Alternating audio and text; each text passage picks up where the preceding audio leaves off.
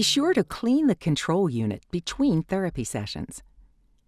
Power off the control unit and unplug from the power source.